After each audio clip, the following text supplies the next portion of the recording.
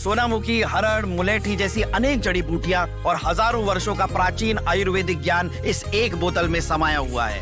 कायम टैबलेट, आपकी खुशियों का साथी। उस पर भी बात कर लेते हैं, आगे बढ़ेंगे। अमेरिका से बढ़ते तनाव के बीच ईरान ने एक नई बैलिस्टिक मिसाइल लॉन्च की है। यह सतह से सतह पर मार करने वाली चौथी पीढ़ी की मिसाइल है। इस नई मिसाइल का नाम खैबर है और इसकी रेंज 2000 किलोमीटर बताई जा रही है। ईरान ने इसे एक बेहद सीक्रेट जगह पर लॉन्च किया। ईरान और अमेरिका के बीच युद्ध का खतरा लगातार बना हुआ है। दोनों देशों के बीच तीसरे दौर की परमाणु बातचीत भी हुई है। अमेरिका लगातार ईरान के खिलाफ युद्ध की तैयारी में जुटा हुआ है। वहीं लगातार ईरान के समुद्री सीमा पर अपना युद्ध बेड़ा भी मजबूत करने में अमेरिका जुटा हुआ है और जिस तरीके से फाइटर जेट्स तैनात किए गए हैं, लेकिन दूसरी तरफ ईरान जो है वो भी रुकने का नाम नहीं ले रहा है। ईरान ये बता रहा है कि हम झुकेंगे नहीं और जो वहां के विदेश मंत्री इराकची हैं वो तो ये तक कह चुके हैं कि अगर अमेरिका ने दोबारा से हमला करने की गलती की तो हमारे निशाने पर भी अमेरिका के तमाम बेसिस हैं। एक बार जरा मिसाइलों की संख्या भी आप देखिए, ईरान के पास कौन कौन सी ऐसी वो घातक मिसाइलें हैं उसके खजाने में, जिस पर अब अमेरिका ने सोचना शुरू कर दिया है। अमेरिका के उपराष्ट्रपति हैं, उन्होंने भी कहा है कि भैया मिसाइल कार्यक्रम पे भी हम रोक लगाएंगे। शहाब 3, रेंज 2000 किलोमीटर, स्पीड की बात करें तो 8643 किलोमीटर प्रति घंटे की इसकी स्पीड रहती है। कद्र 110 मिसाइल, रेंज 1950 किलोमीटर, 9000 किलोमीटर प्रति घंटा और पेलोड जो है 1000 किलोग्राम तक ये ले जा सकती है। 650 से 1000 किलोग्राम तक पेलोड ले जाने में ये सक्षम मानी जाती है। अगली मिसाइल आप देखिए, खैबर शेकिन मिसाइल, रेंज 1450 किलोमीटर, इसकी स्पीड 5000 किलोमीटर प्रति घंटा बताई जाती है। खतरनाक मिसाइल ईरान के पास।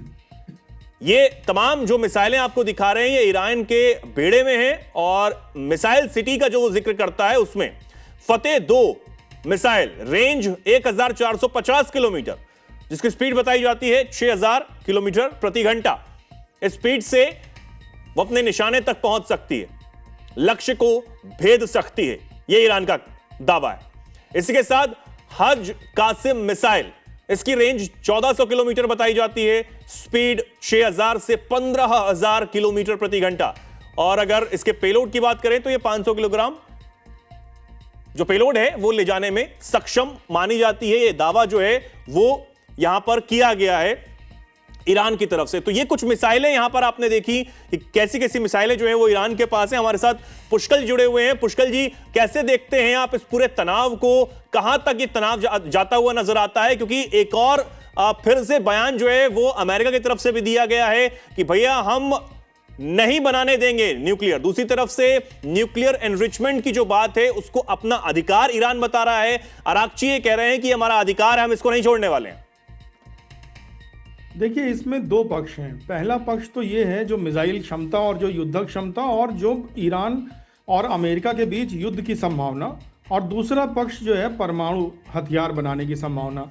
तो पहले पक्ष में अगर बात करें तो देखिए, ये जो आपने मिसाइल्स दिखाई, आप देखिए सारे मुस्लिम कंट्रीज का पैटर्न यही है कि वो पहले ग्राउंड टू ग्राउंड मिसाइल बेड़ा अपना तेज करते हैं, अपना मजबूत करते हैं। उसका कारण क्या है कि उनको कहां से उनका मूल क्या है। तुलसीदास जी ने कहा है, सजल मूल जिन सरतन नाही, तो कहीं से न जड़ होनी चाहिए, मूल होना चाहिए। तो उनको मदद मिलती है चाइना से और रूस से। चाइना और रूस दोनों अपने मिसाइल प्रोग्राम के लिए विख्यात हैं और उनके पास बहुत अच्छा मिसाइल बेड़ा और मिसाइल टेक्नोलॉजी है। तो आप देखेंगे पाकिस्तान ने भी मिसाइलें बना के रखी, बहुत सालों से रखा है, 70-60s के दशक से वो मिसाइलों में काम करने लग गया था। अब वैसे ही इन्होंने, ईरान ने भी, क्योंकि इनको जो ऊर्जा मिलती है 3 देशों से मिलती है, रूस, चीन और नॉर्थ कोरिया, और तीनों मिसाइल पे बहुत ज़्यादा हार परफॉर्म करते हैं। तो मिसाइल बेड़ा ये बढ़ाते रहेंगे, ये तो निश्चित है। मिसाइलों पे इनको चाइना टेक्नोलॉजी भी देगा खुल करके। रूस तो खैर उतना सपोर्ट नहीं करेगा अब, क्योंकि वैश्विक परिदृश्य में रूस की अब जो विदेश नीति है वो थोड़ी बदल रही है। लेकिन चीन इनको पीछे से सपोर्ट करेगा, डायरेक्ट वॉर में चीन इन्वॉल्व नहीं होगा। और ये बातें यूएस की इंटेलिजेंस एजेंसीज को, मिलिट्री इंटेलिजेंस को पता है, वहाँ पेंटागन को पता है, सबको पता है, वहाँ के जो टॉप शॉट्स हैं, कि अगर हमने लड़ाई करी तो इनको बैक सपोर्ट कहाँ से लॉजिस्टिक सपोर्ट मिलेगा। तो इसलिए मुझे लगता है डायरेक्ट वॉर की संभावना नहीं है, पहली बात। दूसरी बात यह है कि ये कैट एंड माउस का खेल चल रहा है सिर्फ परमाणु का जो प्रोग्राम है वो रोकने के लिए। ईरान परमाणु बम बना ले, ये चाइना भी नहीं चाहता, ये रूस भी नहीं चाहता, अमेरिका भी नहीं चाहता, भारत भी नहीं चाहता और कोई भी जिम्मेदार देश नहीं चाहता। क्योंकि जो इस्लामिक बॉम्ब की बात थी, जिसको हम कहते हैं पाकिस्तान के पास न्यूक्लियर बॉम्ब है जो इस्लामिक बॉम्ब है, तो अब ये खुली एक ओपन सीक्रेट हो चुका है कि वास्तव में पाकिस्तान के पास कोई न्यूक्लियर बॉम्ब नहीं है, ये चाइना से उधार लिया हुआ एक्सप्लोजन था जो किया गया। तो वास्तव में अभी इस्लामिक बॉम्ब का अस्तित्व नहीं है। तो मुझे नहीं लगता कि चाइना भी या रूस ये चाहेगा कि ये ईरान बना ले, सिवाय नॉर्थ कोरिया के, क्योंकि वो लोग चाहेंगे कि ये न्यूक्लियर वेपन बना ले। तो मुझे लगता है ये न्यूक्लियर वेपन ना बना पाए, उससे रोकने के लिए सारी चीज़ें हैं। और अमेरिका जैसे कि गुंडागर्दी करने के लिए जाना ही जाता है कि मौका मिलते ही जिस भी देश में चाहें वहाँ पर कॉलोनियल रूल करके उसके संसाधनों पे कब्जा कर ले, तो वो आंखें दिखाने की कोशिश करता रहेगा। मुझे लगता है फुल स्केल वॉर तो इसमें नहीं होगी, हाँ, लेकिन छुटपुट स्कर्मिश हो सकती है और शासन को बदला जा सकता है। बिल्कुल बिल्कुल, शासन बदलने की सबसे ज्यादा बात हो रही है और इसी को लेकर एक रिपोर्ट चौंकाने वाली सामने आई है पुष्कल जी। उसमें कहा यह जा रहा है कि जो ट्रंप के सहयोगी हैं, वरिष्ठ सहयोगी हैं, उनके इर्द गिर्द रहने वाले, वो ये कह रहे हैं कि भैया सबसे पहले इजराइल को हमला करना चाहिए।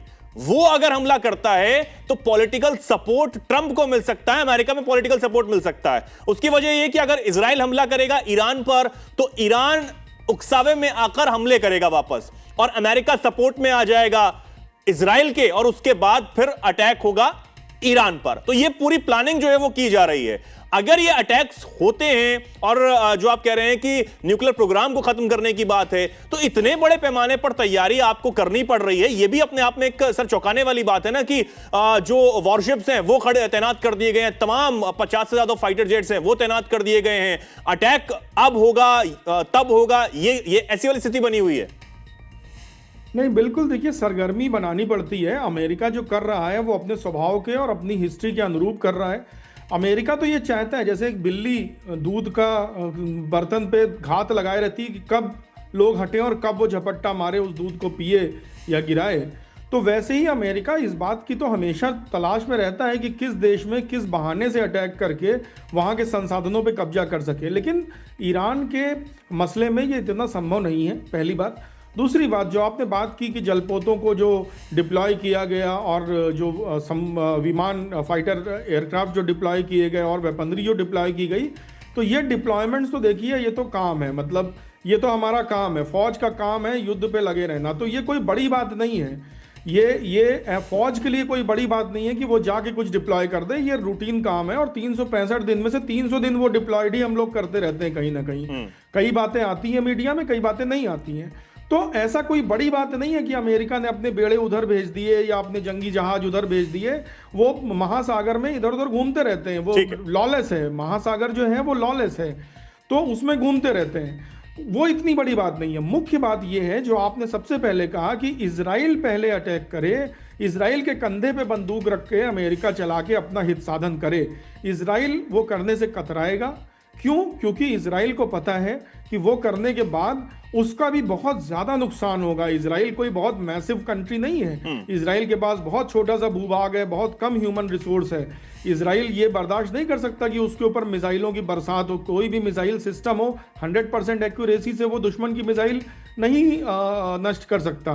तो कोलेट्रल डैमेज बहुत ज़्यादा होगा और इजराइल इसलिए ये करेगा नहीं। अब इसमें कोई इंजीनियर करके उकसावे की कार्रवाई अमेरिका कराए पीछे से, जैसा कि कई मामलों में हमको संदेह भी है कि कराया गया है पहले, जैसे इजराइल पे कोई बड़ा अटैक जिसका ईरान का कोई टेररिस्ट ग्रुप जिसकी जिम्मेदारी ले, ऐसा कुछ कराए, ये संभव हो सकता है। लेकिन मुझे लगता है इन सबसे ज़्यादा आसान है अमेरिका के लिए ईरान के अंदर आंतरिक विद्रोह करके उसकी सत्ता को बदल देना। मुझे लगता है कहीं ना कहीं यही अब करने की जो कोशिश है वो की जा रही है, उसको और तेज किया जा रहा है, अलग अलग पैतरे जो है अपनाए जा रहे हैं। देखना होगा कि अटैक कब होगा और किस तरीके से ईरान पलटवार करता है।